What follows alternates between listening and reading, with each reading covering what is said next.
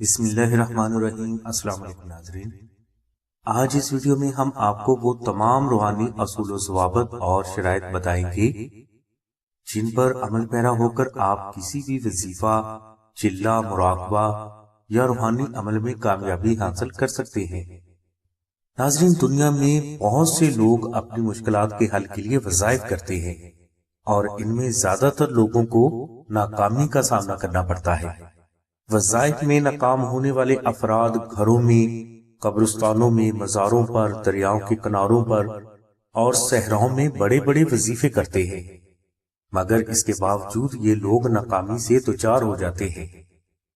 وظیفہ میں ناکام ہونے والے افراد کا اگر آپ تجزیہ کریں تو آپ کو پتہ چلے گا کہ ان افراد کو نہ تو وظائف کے معنی و مفہوم کا پتہ ہوتا ہے، نہ وظائف کی شرائط کا پتہ ہوتا ہے، اور نہ ہی انہیں کسی نے وظائف کی شرائط کے بارے میں بتایا ہوتا ہے۔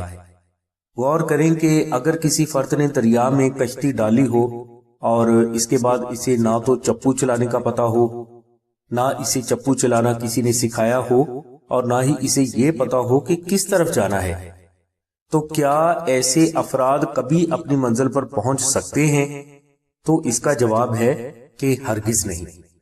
اسی طرح اگر کوئی فرد وظیفہ کرے اور وظیفہ کی شرائط کو مد نظر نہ رکھے تو وہ فرد بھی وظیفہ میں کبھی کامیابی حاصل نہیں کر سکتا۔ اس لیے ناظرین، وظیفہ میں کامیابی کے لیے اس کی پڑھائی کے ساتھ ساتھ اس کی تمام شرائط پر عمل کرنا بھی ضروری ہے، تب ہی آپ کو کامیابی ملے گی۔ ناظرین، وظیفہ ایک دعا ہے جو نہ صرف اللہ کے حضور فرد کی قبولیت کی وجہ بنتا ہے بلکہ اسے صحیح طریقے سے ادا کرنے والے افراد کو اللہ کی طرف سے کشف و الہام، پر اسرار علوم اور عجیب روحانیت بھی عطا ہو جاتی ہے۔ یہ روحانیت فرد کے اپنے وجود کا ہی حصہ ہوتی ہے جو ہمیشہ اس فرد کے ساتھ رہ کر اس کی مشکلات کو اللہ کے حکم سے آسان کرتی رہتی ہے۔ ناظرین، وظیفہ چھوٹا ہو یا بڑا ہو اس سے کوئی بھی فرق نہیں پڑتا، فرق صرف وظیفہ کو صحیح طریقے سے ادا کرنے سے پڑتا ہے۔ فرد اپنی زندگی میں کسی ایک وظیفے میں بھی صحیح طریقے سے کامیابی حاصل کر لیتا ہے تو یہ اس کی تمام زندگی کے لیے کافی ہوتا ہے۔ مثلا آپ سورہ اخلاص کا وظیفہ اس لیے کرتے ہیں کہ آپ کو نوکری مل جائے اور آپ اس وظیفے میں کامیاب بھی ہو جاتے ہیں، تو اس سے آپ کو نہ صرف مطلوبہ نوکری مل جائے گی بلکہ اسی وظیفہ کی برکت سے آپ کے اندر کی روحانیت زندہ ہو کر آپ کی شادی، رشتہ، کاروبار، صحت، اولاد اور گھر کی تمام مشکلات کو اللہ کے حکم سے آسان بھی کرے گی۔ اس کے علاوہ آپ اسی وظیفہ کی برکت سے جادو، جنات، دشمن، نظر بد اور شیطانی تعویذات سے نہ صرف خود محفوظ ہو جائیں گے بلکہ آپ سورہ اخلاص پڑھ کر کسی بھی فرد کو جادو، جنات اور دشمن سے محفوظ رکھ سکتے ہیں۔ الغرض ناظرین، وظیفہ کرنے کا اصل مقصد شفاء باطن ہوتا ہے، اور شفاء باطن اسی وقت ہوگی جب آپ وظیفہ کو صحیح طریقے سے ادا کریں گے، اور وظیفہ کو صحیح طریقے سے ادا کرنے کا مطلب یہ ہے کہ آپ وظیفہ کے دوران وظیفہ کی تمام شرائط کو مد نظر رکھیں، تب ہی آپ کو شفاء باطن حاصل ہوگی جو کہ نہ صرف آپ کی قبولیت دعا کی وجہ بنے گی بلکہ اس سے آپ کو بے حد پر اسرار روحانی قوتیں بھی حاصل ہوں گی جن سے آپ اپنی اور دوسروں کی مشکلات کو اللہ کے حکم سے حل کر سکیں گے۔ ناظرین، وظیفہ میں کامیابی حاصل کرنے کے لیے آپ کو 17 شرائط کو ملحوظ رکھنا ہوگا جو کہ درج ذیل ہے۔ وظیفہ میں کامیابی کی پہلی شرط یہ ہے کہ آپ جب بھی وظیفہ کے لیے بیٹھیں تو آپ کا وضو تازہ ہونا چاہیے۔ کوشش یہ کریں کہ آپ غسل کرنے کے بعد وظیفہ کے لیے بیٹھیں، اور اگر یہ نہ ہو سکے تو آپ تازہ وضو ضرور کریں۔ وظیفہ میں کامیابی کی دوسری شرط یہ ہے کہ آپ کے وظیفہ کرنے کا مقصد قرآن و سنت کے مطابق جائز ہو۔ ناجائز کام اللہ کی کلام سے کبھی بھی نہیں ہوتے۔ وظیفہ میں کامیابی کی تیسری شرط یہ ہے کہ آپ اس بات کی تصدیق کر لیں کہ وظیفہ میں پڑھے جانے والے کلمات میں شرکیہ الفاظ موجود نہ ہوں، مثلاً بعض لوگ قرآن کی آیات کے درمیان میں موکلات کا نام لیتے ہیں، یہ غلط ہے۔ اللہ کی کلام میں اضافہ کر کے پڑھنا گناہ ہے، لہٰذا ایسے وظیفے کامیاب نہیں ہوتے۔ وظیفہ میں کامیابی کی چوتھی شرط یہ ہے کہ آپ جب بھی وظیفہ پڑھیں تو اس کے اول و آخر درود شریف ضرور پڑھیں۔ وظیفہ میں کامیابی کی پانچویں بنیادی شرط تمام شرعی احکامات کی پابندی کرنا ہے۔ اس کا مطلب یہ ہے کہ حرام کھانے، نماز قضا کرنے اور نشہ آور چیزوں کا استعمال کر کے فرد وظیفہ میں کبھی بھی کامیابی حاصل نہیں کر پاتا۔ اس کے علاوہ وظیفہ کے دوران حسد، غیبت، لالچ، خود غرضی، بخل اور فتنہ و فساد سے پرہیز کرنا ضروری ہے۔ وظیفہ میں کامیابی کی چھٹی شرط یہ ہے کہ آپ وظیفہ کے دوران ہر اس چیز سے پرہیز کریں جس کے کھانے سے منہ سے بدبو آئے۔ وظیفہ میں کامیابی حاصل کرنے کی ساتویں شرط یہ ہے کہ آپ جس جگہ پر وظیفہ کریں اس جگہ کا پاک ہونا ضروری ہے۔ جنگلوں، قبرستانوں اور صحراؤں میں وظیفہ کرنے والے افراد کو ہم نے کبھی کامیاب ہوتے نہیں دیکھا، اس لیے وظیفہ اپنے ہی گھر میں کسی پاک جگہ پر کریں۔ وظیفہ میں کامیابی کی آٹھویں شرط یہ ہے کہ وظیفہ کے دوران آپ اچھی خوشبو کا استعمال ضرور کریں۔ اگر آپ عطر استعمال کرنا چاہتے ہیں تو اس بات کی تصدیق کر لیں کہ اس میں کیمیکل یا حرام اجزاء شامل نہ ہو۔ عطر کا استعمال زیادہ بہتر مانا جاتا ہے مگر یہ لائٹ ہونا چاہیے۔ روحانی طالب کو اچھے عطر کا استعمال ہمیشہ کرنا پڑتا ہے اور اچھا عطر عام طور پر سستا نہیں ملتا، لہٰذا اگر آپ روحانی طالب ہیں تو عطر کے معاملے میں آپ ہم سے مشورہ کر سکتے ہیں۔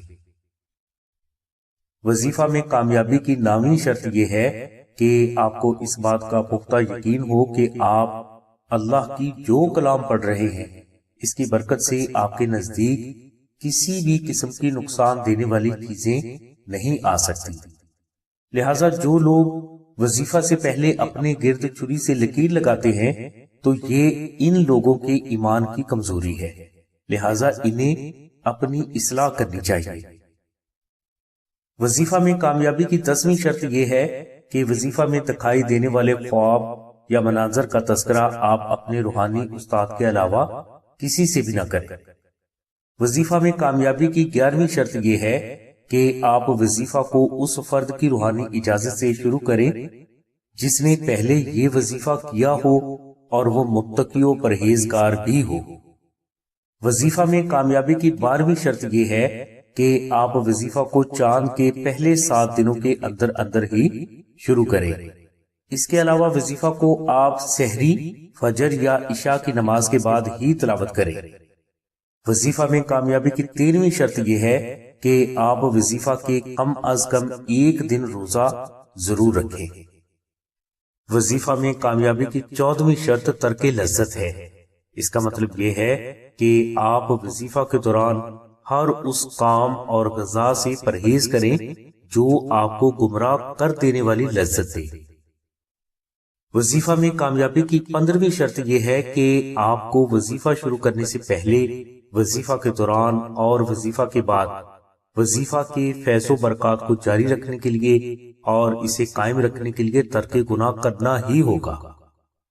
وظیفہ میں کامیابی کی 16ویں شرط یہ ہے کہ آپ وظیفہ کو شروع کرنے سے پہلے اور بعد میں کسی صحیح مستحق فرد کو کچا راشن ضرور خیرات کریں۔ غیر مستحق فرد کو خیرات کرنے سے روحانی فیض رک سکتا ہے۔ وظیفہ میں کامیابی کی 17ویں شرط یہ ہے کہ وظائف کے دوران ہونے والے مشاہدات کو سمجھ کر ان پر عمل کیا جائے یا انہیں رد کیا جائے، یعنی وظیفہ کے دوران دکھائی دینے والے خواب یا مناظر اگر قرآن و سنت کے مطابق ہوں تو انہیں مانے، بصورت دیگر انہیں رد کر دے۔ ناظرین، وظیفہ میں کامیابی حاصل کرنے کے لیے ان 17 شرائط پر عمل کرنا بے حد ضروری ہے۔ اس کے علاوہ بعض بزرگوں نے وظیفہ کے دوران اس شرط کو بھی بے حد ضروری قرار دیا ہے کہ فرد وظیفہ شروع کرنے سے پہلے وظیفہ کے مناجات یا اسم اعظم شریف کو خاص مشک، عنبر اور زعفران سے تحریر کر کے اپنے پاس ضرور رکھیں۔ بزرگوں نے اس شرط کو اس لیے ضروری قرار دیا ہے تاکہ اگر وظیفہ کے دوران آپ سے کسی بھی قسم کی غلطی ہو جائے تو اس سے آپ کا روحانی فیض نہ رکے۔ اسم اعظم شریف اگر آپ مشک، عنبر اور زعفران سے خود تحریر نہ کر سکیں تو آپ اسے آستانہ سے بھی بالکل فری حاصل کر سکتے ہیں۔ ناظرین، مذکورہ بالا شرائط کے لیے ایک تفصیلی بیان کا لنک بھی ہم نے ڈسکرپشن میں دے دیا ہے، اس بیان کو ضرور سنیں اور اس کے بعد وظیفہ کریں، انشاءاللہ آپ کو کامیابی محمد و آل محمد کے صدقے میں ضرور حاصل ہو جائے گی۔ وظیفہ کی شرائط اور روحانی اجازت کے سلسلے میں اگر آپ کو مزید معلومات درکار ہوں تو آپ 0307 03000004 پر نوشین بہن سے رابطہ فرمائیں۔ ہماری دعا ہے کہ اللہ تبارک و تعالیٰ کی ذات حضور نبی کریم صلی اللہ علیہ وسلم کے صدقے میں آپ کی سبھی نیک دعاؤں کو قبول فرمائے، آمین ثم آمین یا رب العالمین، الحمدللہ رب العالمین۔